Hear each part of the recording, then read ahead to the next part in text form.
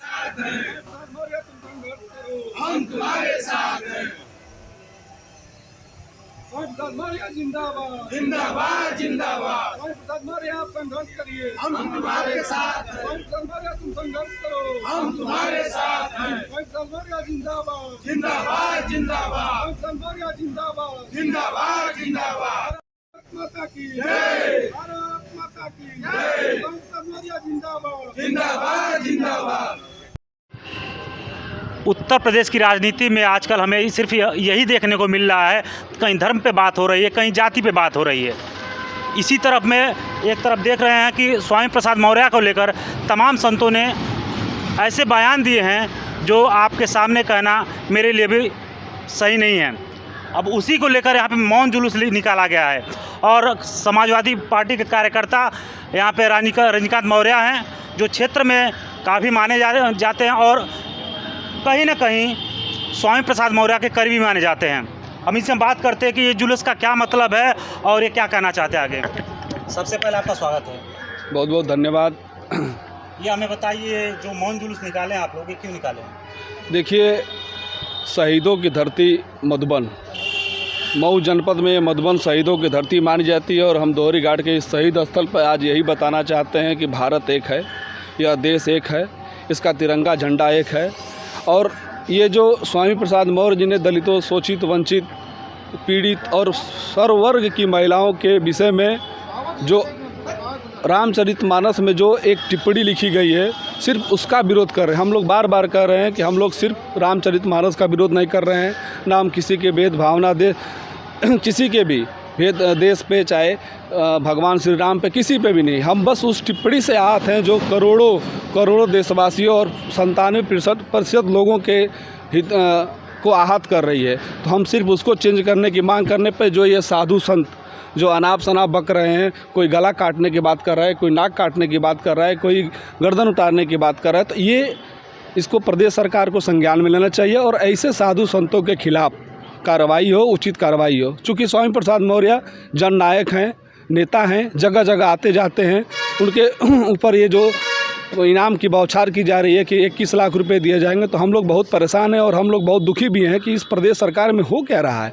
उनको इस तरीके से मारने काटने के ऊपर जो लोग बोल रहे हैं उनके ऊपर कोई FIR नहीं की जा रही है, कोई ना कंप्लेन दर्ज किया जा रहा है। तो हम लोग बहुत आहत है और हम बस यही चाहते हैं कि उनकी सुरक्षा को दृष्टिकोण में ध्यान में रखते हुए उनकी सुरक्षा की व्यवस्था की जाए, ताकि उनके साथ कोई अनहोनी ना होने पाए।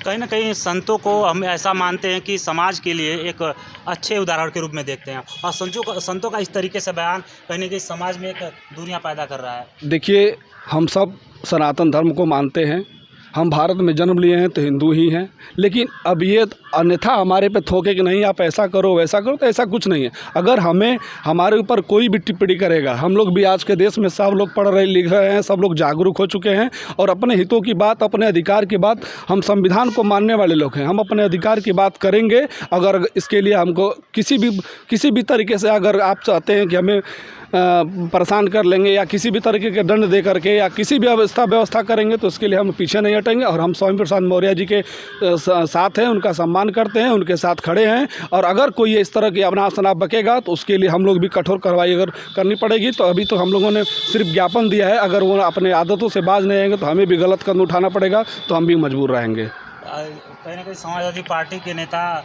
भी देख रहे हैं जो ब्राह्मण समुदाय से आते हैं, वो भी इस पर काफ़ी आक्रोश जता रहे हैं, क्या कहेंगे? देखिए, हम सिर्फ उस चौपाई, उस दोहेस का विरोध कर रहे हैं। हम किसी भी धर्म, जात, कास्ट, किसी का भी विरोध नहीं कर रहे हैं। हम बार बार माननीय मंत्री जी कह रहे हैं कि ना हम रामचरितमानस का विरोध कर रहे हैं, ना भगवान श्री राम का विरोध कर रहे हैं। हम सिर्फ उस चौपाई का विरोध कर रहे हैं जिस चौपाई में करोड़ों दलितों, शोषितों, वंचित और सभी वर्ग की महिलाओं की बात जो कही गई है, बस हम उसका विरोध कर, हम किसी का विरोध नहीं कर रहे हैं। तो कहीं ना कहीं आपको क्या लगता है कि ये बातें आगे चल के सुनी जाएंगी? देखिए, कहा जाता है कि अपनी बात रखना, अपनी बात हम लोग रख रहे हैं। केंद्र में भी सरकार भाजपा की है, प्रदेश में भी सरकार भाजपा की है। तो अगर बुलडोज़र आप पहुंचाते हैं हर जगह, तो जो अन्यायी हैं, जो इस तरह की बात कर रहे हैं, उनके ऊपर भी कार्रवाई होनी चाहिए। हम यही अपेक्षा करते हैं, हम यही उम्मीद भी करते हैं।